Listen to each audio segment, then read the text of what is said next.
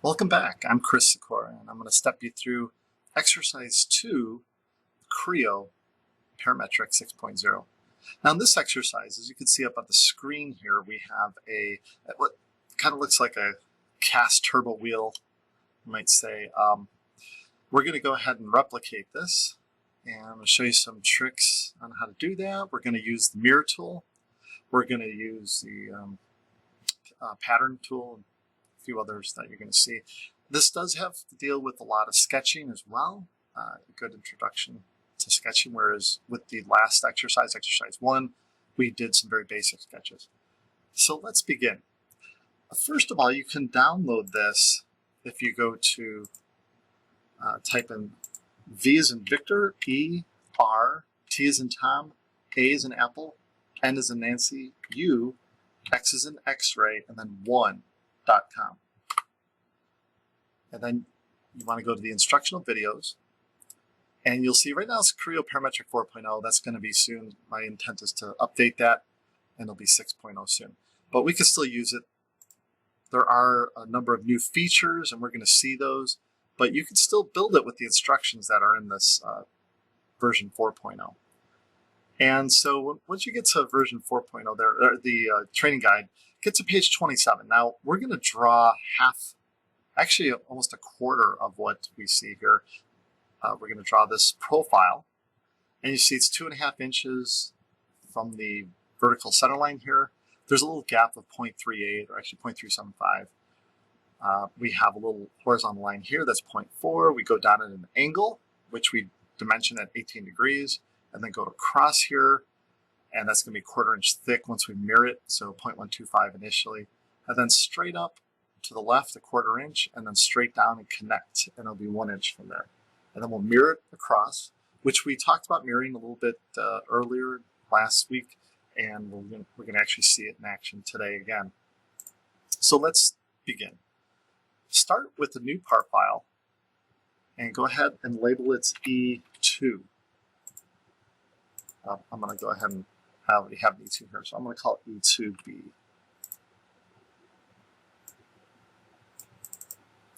Okay, let's start on the front plane. Go ahead and select the front plane in the model tree. And you could go to Sketch immediately, or you could go to Revolve. Now, if you go to Revolve immediately, just remember when you draw your center line, make sure it's the vertical center line first, because that's what it's going to pick to revolve around later. But we're going to just start with the sketch here, and we'll add that, and we'll keep that consistent. Go with the center line, go to the origin, click and drag up a vertical center line, very important. Now I adjusted some of my settings. So my center line, the only difference you can see here is in color. It's like a pinkish color. The dashes are turned off. Then make sure you're in the center line, and let's draw from the origin to the left, click a horizontal center line. Now we're going to go to the line tool, and just over to the left here, close to the origin, but a little bit of a distance to the left of it, click and drag up a short little line, and then middle click 2 times. And the reason we're adding this is so that we could go ahead and scale this down to size. So right now, let's go ahead and find this height here. You can drag that out and go ahead and make that 1 inch. Now later on we're going to delete that. But let's zoom up with the wheel, scroll and point towards it as you scroll towards you, and then double click on this and make that 0.375 and apply it. And you could get those dimensions in closer. Now we can hit refit. Notice mine is set to, has a little F in parentheses. Go ahead and hit refit and squeeze it down. I'm going to show you how to get that, because by default it's not. And that's a fast key that I set up. And so every time I hit the F key on my keyboard, it refits the screen. And I'm going to drag these over. And also you might see on mine, I have set to 3 decimal places. Now last week we took a look at the options menu inside the software. And we just went through a few of the items because it's very large. Let's take a look at it again and see where this is set up. Go to File and go to Options. All right, first of all, for the keyboard shortcut, you'll see it on this list here. Click on keyboard shortcut. And it's actually, you're looking for the filter is called refit. So if you go ahead and type in refit, there it is. Now all you do is you click on it and then click in here and put in capital F or F. All right. And once you got that, go ahead and hit OK. And just double check it. Click on refit here. Actually hover over it. And you should see the F in parentheses to the right of that. So that's how you can set up fast keys for your system.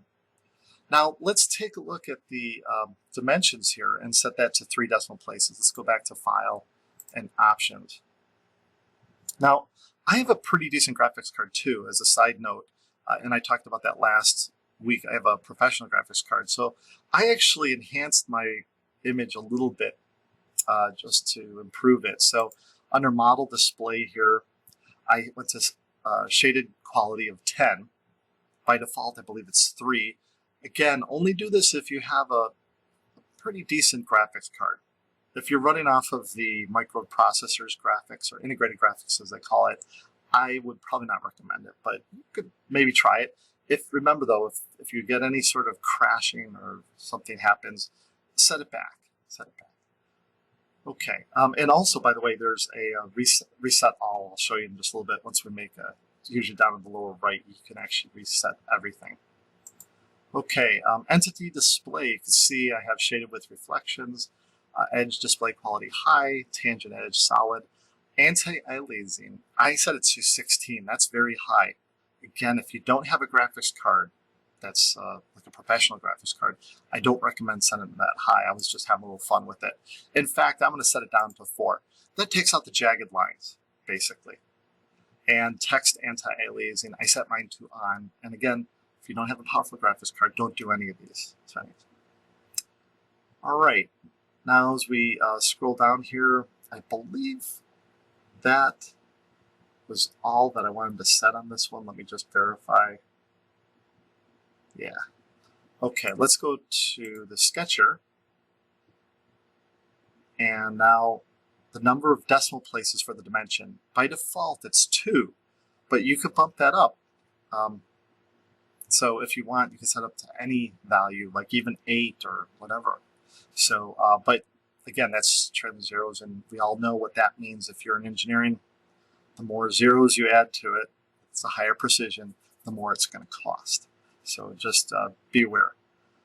All right, and I believe that may be it here. Let's see. From last week, we had this turned on, and that's good. Make the sketch plane parallel to the screen.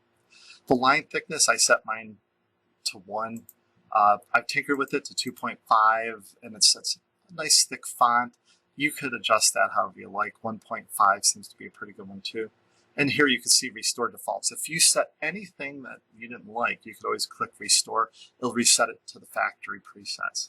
So again, if you experience any sort of lockup, which might be due to the graphics card that you are running, go back here and reset the defaults. All right, go ahead, and that's about it for right now. Hit OK, and go ahead and hit yes here. Now it's going to save the configuration file. Now be aware, you could change the name of the configuration. This is the default configuration. I'm gonna just go ahead and keep that as the name and hit OK. All right, now what I want you to do is go ahead and click on the number here one time and hit delete on your keyboard. We're going to keep this dimension. That's correct, actually, but this height, there's actually not a dimension on it, believe it or not. We're going to use constraints that will help with that. So now we could go to the line tool again and find the vertex. Vertex, basically, the definition in terms is the endpoint of this line, or of the line. Go ahead and click. Drag this across a short distance like this. Click. Now drag at an angle. So whenever you want to make an angled line, you literally drag it at an angle. What angle at initially doesn't matter so long as it's in the range. And then get this near the bottom, but not to the bottom. So you notice I'm hovering above the center line there. So click, drag this across. Now stay away from any equal symbols. Now see, there's the equal symbol. And we could turn that off as well. We might do that later on in the tools, in the options menu. We can set that, but stay away from the equal symbol there. Click, drag straight up. Again, make sure there's no equal symbols. Click, drag across here. Maybe zoom out with your wheel. Going to go across, stay away from the equal symbol. Click, drag it down, click. And now middle click 2 times. That means middle click with your wheel. And that will bring up the dimensions and exit you out of the sketch line tool. All right, now we see all these dimensions. Not many are we actually going to use. We're actually going to put our own in. But this one right here, if you got that one, drag that up, double click. That one we are going to use, 0.4. And if you have this one, go ahead and drag that up, double click, 0.25. As far as the rest of these, this one, you could go ahead and double click on that. That's going to be 0.125.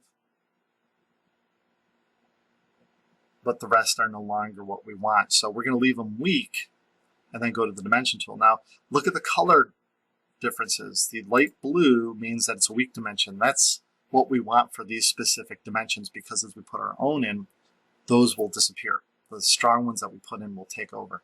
So go to dimension, select this line right here, select this line right here, and then in between the two, middle click, and that's going to be 18 degrees. So type 18. Now go ahead and click on this vertex, and then click on the center line, the vertical center line, and then get up here and middle click, and that's going to be 1. Zoom out a little bit. Let's click on this far edge to the vertical center line, and up here, click, middle click, I should say, and that will be 2.5. And then finally, this one we could use, but let's just go ahead and click here and middle click and 1 inch. And now everything should be fully defined. I should say strong. You can middle click 2 times. And remember, I mentioned lay these out in a fashion that is easy to read and interpret, so someone else later on could always go back and understand it easily and change it if need be. All right, now we're going to mirror this across. So I'm zooming out. So if you want, you could hit refit or the F key if you've saved that. Now, click and drag across, selecting all that geometry. Now go to the mirror tool right up here. Now notice if the mirror tool isn't available, then you didn't select the entities inside that grouping there. So try it again. Hit escape a couple times. Click and drag across. Go to mirror, and I'll select the horizontal center line down here. And it should mirror across, and you should get this. So hit OK or the green check mark here. Oh darn it! That was too quick.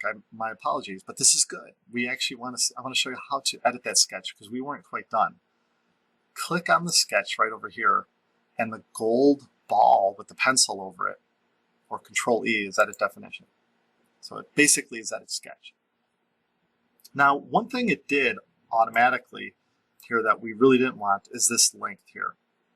Let's go back to the dimension tool and define from this vertical line to the center line, the middle click right here. Oops, it didn't take. I'm going to hit escape, and I'm actually going to hit undo.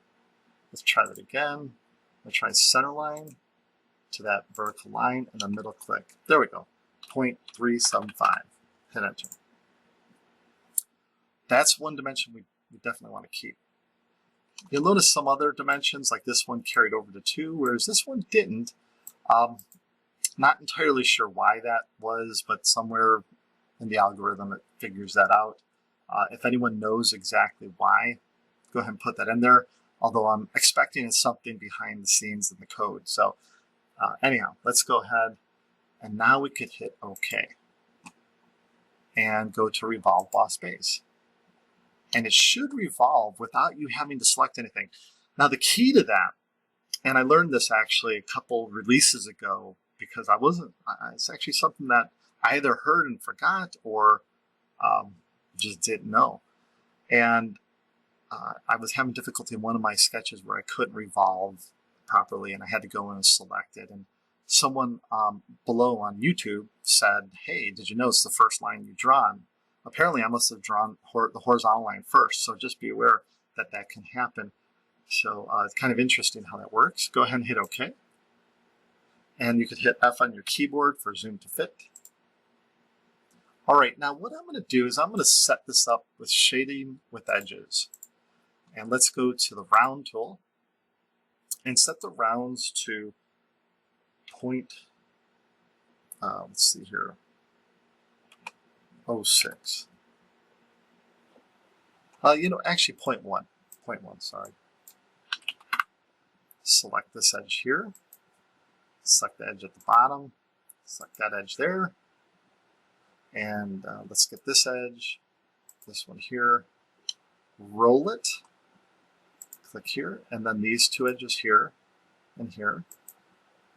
Now, when you got those, you could hit OK, or here's the thing, let's say you wanted to have additional fillets in the same fillet tool, but they're just different sizes. Watch this. Now let's try, make sure you get those others first before you try this. Click on this edge, and you get the little drag handles. Go ahead and drag that out and try and get it to where it says 0.5 even. Now roll the part over with the middle wheel as you depress or rotate. Click on this edge, and that will remember the 0.5, but the others are still at 0.1. Now you could go ahead and hit OK. And then click anywhere in the gray area of the screen. All right, so there's some filleting techniques where we actually have two different size fillets in the same edge. And I keep calling it fillets, and my apologies. It's actually round in this software. I teach a dozen different softwares, so my apology on that. Okay, now we're going to go ahead and I want to show you how to put a rib in. A rib is a more advanced feature. We're going to go ahead and give it a shot here. Go ahead and select this face here and go to Sketch. Now, what we're going to do is we're going to go ahead and just add a line. Now, I added an arc in the last one in my preview, and you could add an arc if you like. Just don't make it too dramatic. It should be a very shallow arc. I'm just going to go to line, and on this quadrant here, this quadrant there, click. I'm just going to make this straight. And we could see it's floating in space as I rotate. Sometimes when you go to the edges, especially when there's a taper like we have on here, see that draft or a taper? Sometimes I've had an error out, just be careful of that. So that's why I have mine always floating in space, not touching the edges. Because once we add the rib, it's going to go ahead and expand that. Now we could go to OK, and we could go to the rib tool. Now there's profile rib and trajectory. We're interested in trajectory. Profile rib would be like a gusset. Okay, now here we have the rib feature. We're just going to go ahead and add in a basic rib, but they do have where you could add draft, you could round the internal edges, all that fun stuff. I've noticed sometimes if I tinker with some of those, or I add a lot of features, when I try in pattern, or actually more so the mirror, sometimes I have some weird things happen because you're integrating more than one feature into it. So just be aware. I'm going to leave it blank just for basics class here now, and we'll add them in later on. But Creo having those is really awesome. I think they're probably the best software out there as far as adding all these different features in the rib tool. So anyhow, okay, go ahead and hit OK. Now with that rib, it's still in a selected mode. Let's mirror it to the other side. So right away, you'll see the mirror tool should be available if you didn't click in the area yet. So make sure that trajectory rib is selected. Go to mirror, and then select the top plane. And the top plane, notice, runs right through the center of the part. It's what we mirrored across earlier in the sketches. Now notice when you mirror a sketch, you need a center line. When you mirror a three-dimensional feature like a rib or a hole or something, you need a plane or a flat surface of something. So there we go. Hit the OK button. And now we're going to go ahead and we're going to select, and actually, you know what? I think actually we might want to do this first. Well, let's try trajectory rib and hit the little arrow underneath mirror and control select trajectory rib 1/2 there. Okay, so these two are selected. go to pattern and find geometry pattern. Now go to direction and select axis. Now you're probably thinking, well, I didn't see any axis there. There actually is. If you go over here to these tools here, find axis display and turn it on. Also, those of you who missed last week's lesson, this is how you can turn them off as well if you don't want to see the planes or the CSYS, which is the coordinate system. Okay, so I turn that on and there it is. I'm going to go ahead and select that. And we see these little balls. Now, if we didn't want one of those to pattern over, we could click on the ball or the dot and it'll turn that specific instance off, which is really nice. But let's go in here and let's set up the number of instances. First of all, we want to go ahead and put in 11 instances. And you can put in 360 divided by 11, and that will give you 32.7 degrees. Now, I'm not seeing a preview, but let's take a look. Let's go ahead and hit OK. All right, and there we go. And it worked just fine.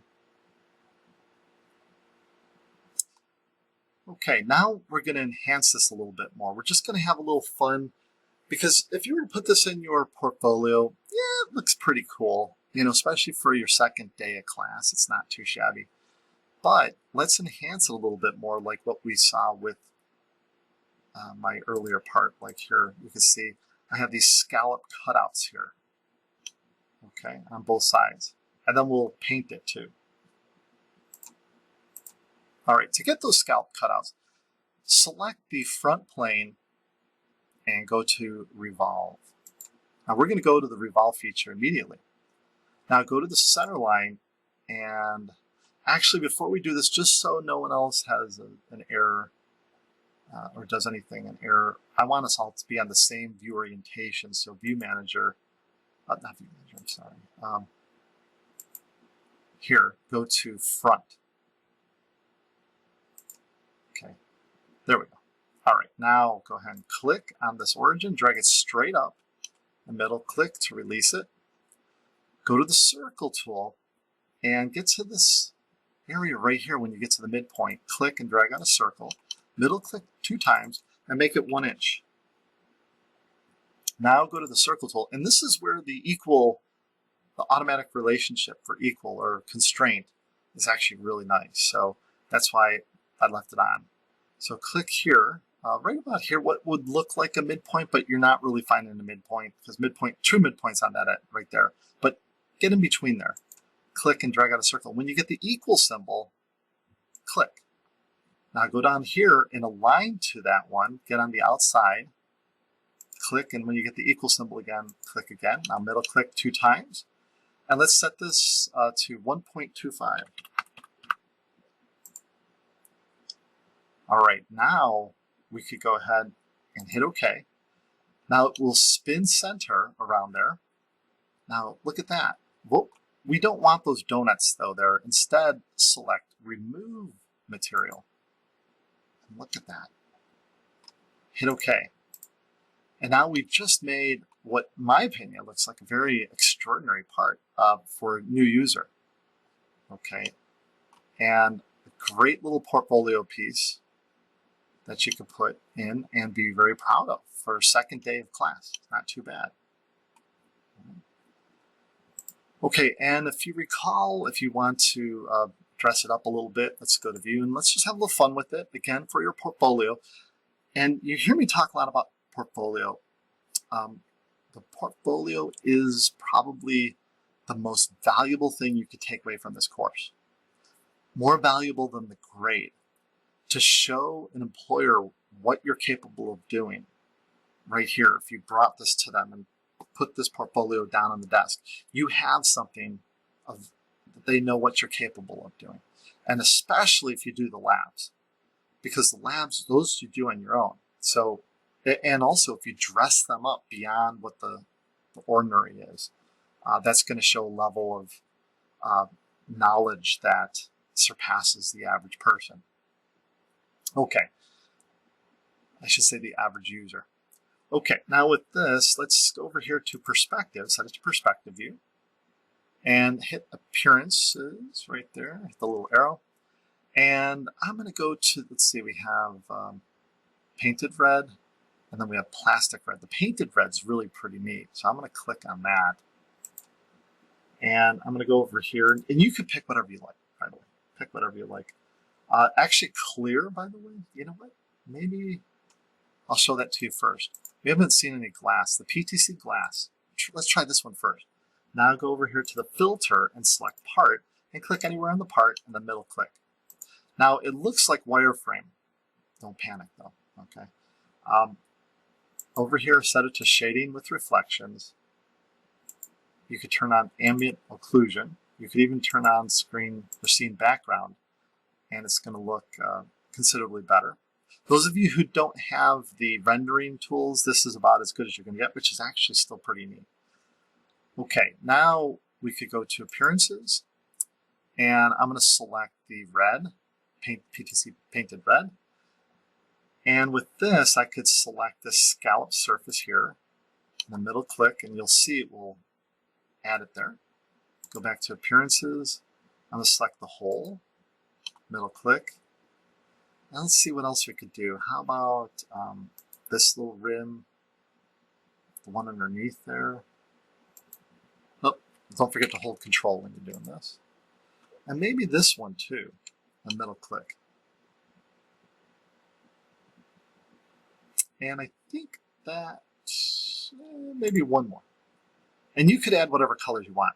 You don't have to go with what I'm doing here, right there.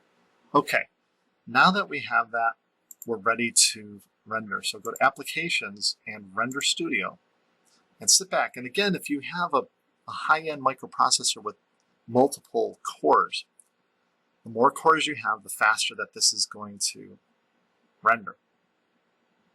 Now, mind you, I do stress if you're going to do a lot of photorealistic rendering, as many cores as you can get, the better.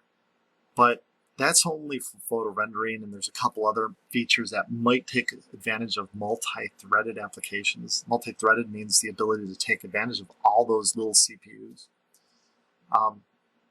The bulk of the software, for the most part, is the single core capability. So whenever you benchmark, and I showed you some benchmarks last week, when you look up a microprocessor, look for the single core performance first, and then find a nice balance. Because also if you do some of the analysis tools, some of those are multi-threaded as well. So be aware that's another plus, but not everyone does analysis. Okay, and as you can see here, the longer I leave it sit, the better it looks. And if you want to capture this, remember what I showed you. You could go ahead and you hold Alt and print screen. And now I'm going to use LibreOffice, but be aware you could use Microsoft Office. LibreOffice is free. You could just go to their web, just type in LibreOffice, and it's Office Writer. Now I'm going to go ahead and click in here. I'm going to type in E2 and Control V. Now, I've had students leave this stuff in there just to prove that, hey, look, it was actually done in Creo. I don't think you necessarily need to do that, but if you right-click here, there's crop, and I could grab those corners in and just capture the image itself. And again, you do what you want to do, but here we go. There is our image for exercise 2. And here you could enhance this even further by selecting an interesting font. I'll go with that, and let's make it rather large. Okay, so there we have our exercise 2. We have it in a Word document. Just save that and keep adding to it every week as you build your parts. And you'll have by the end of the semester, especially if you customize it.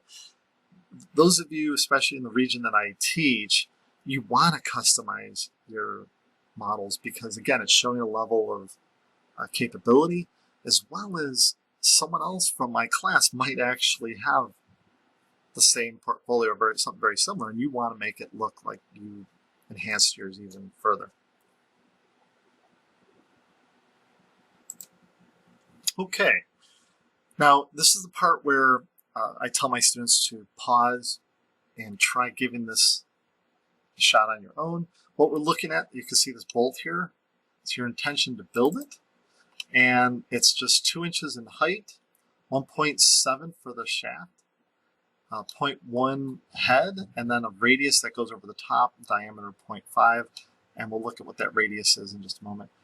Okay, the drawing is on page 29 of your training guide. And it's right here. So let's get started with this. So this is going to be a cylinder, so we can use the Revolve feature for it. So go to New, and go ahead and label it L2.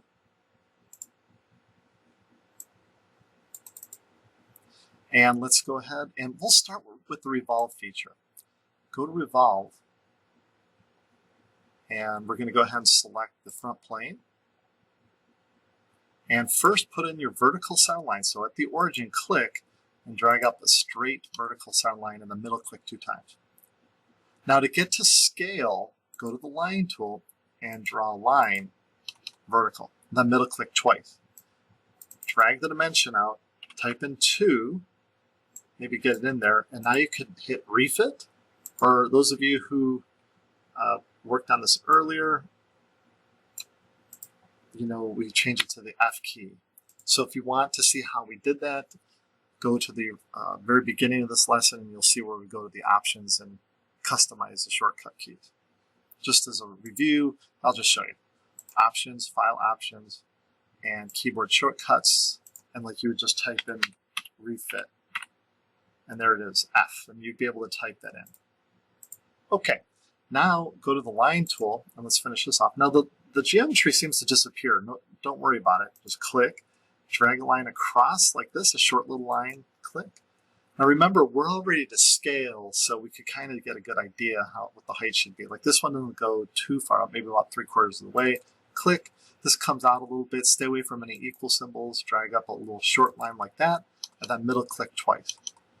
So this dimension here, the overall diameter of the bolt is supposed to be 1/2 inch, so we'll put 0.25 because this is dealing with 1/2 of it. Then this right here is going to be 1.7. This is going to be 0.1. And now go to the dimension tool and dimension this line to this line. And the head of the bolt is 1 inch in diameter, so this is going to be 1/2 that, so 0.5.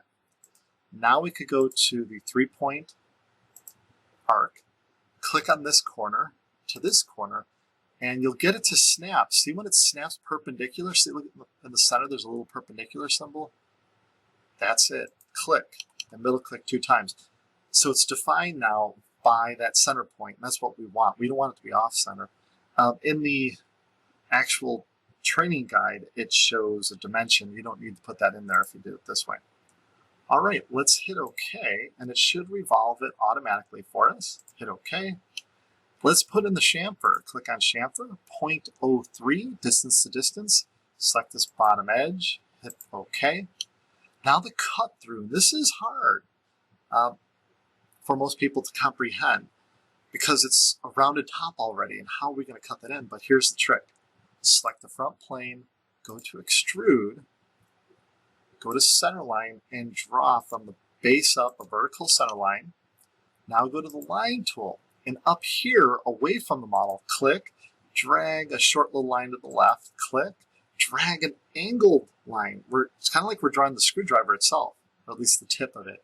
Click here, and then close, click over here, and then middle click 2 times.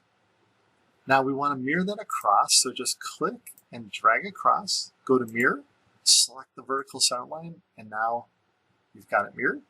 That dimension at the base, just drag it up. That's supposed to be 0.1. Let's go to dimension this line to this line, and then between the two, middle click, and that needs to be 30 degrees. And then finally, click on this bottom line here to this bottom line here, and that needs to be 0.15 to locate it. Now the height, as long as it's piercing above it and you're in good shape, go ahead and hit OK.